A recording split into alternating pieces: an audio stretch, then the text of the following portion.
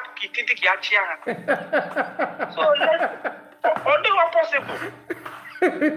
Even Ebonyi State isi la agbagotebele ịgụ akwụkwọ, still Ebonyi State cannot let the illiterate rule them. Ọ n'ugwu Awụsa ka ị nwere ike ịfụ onye gọvanọ gasị gị na ya mepụtara krishi. Ala Igbo adịghị daft.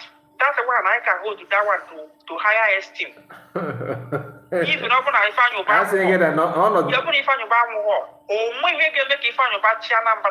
because I slap to the likes of all these people could have a half educated person, or do what possible.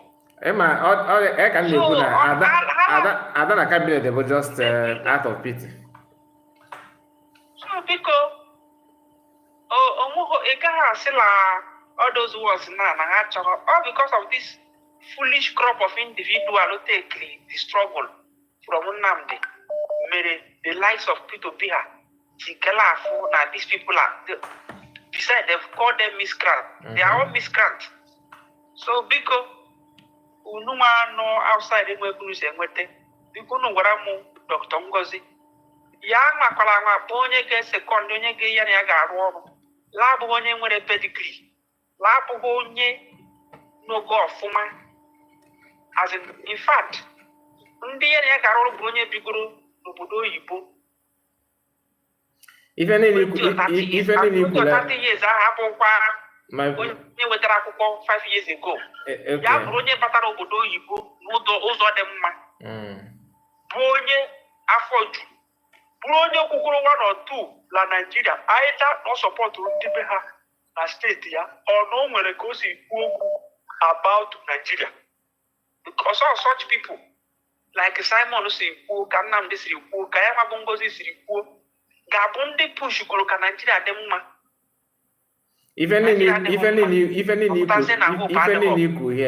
could okay, but the only place more feel that na disagree with the Goa. Like if you could go the issue of extending hands of fellowship to like people B and rest of them and all that. No. I'm just using the analogy. I'm not saying that not getting time with them. No, I'm just using analogy that no open those charlatans are online. Gamana, that if care is not taken, no big achieve. Do you think that leaders in Nigeria don't want to work?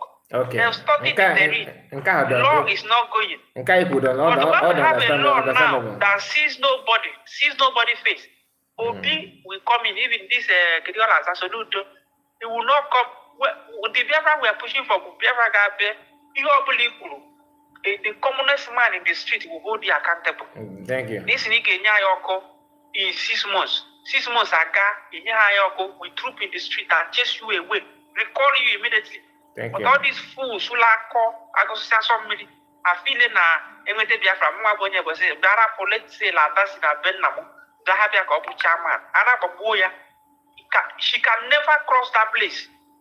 Are we going to get Biafra for fools to come and lead us and take us backward as Buhari? It's not Buhari possible. took Nigeria to 1940 something. No. Thank you so much. Let them not be thinking that when Biafra come, all of them will come and no.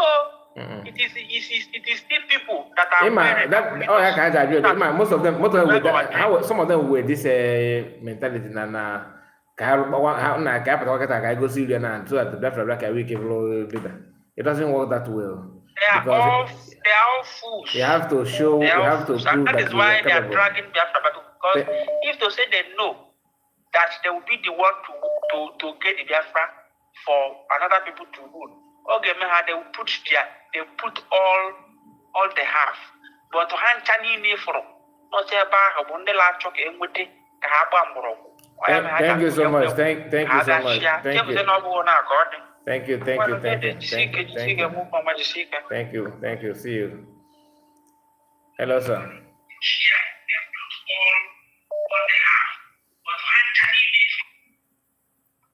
Hello. Yeah, Mazi. Good evening. That is so much. Ekele m aka onye weta asụ na ebuka na ejere Dr. Gazara Eze ozi na onye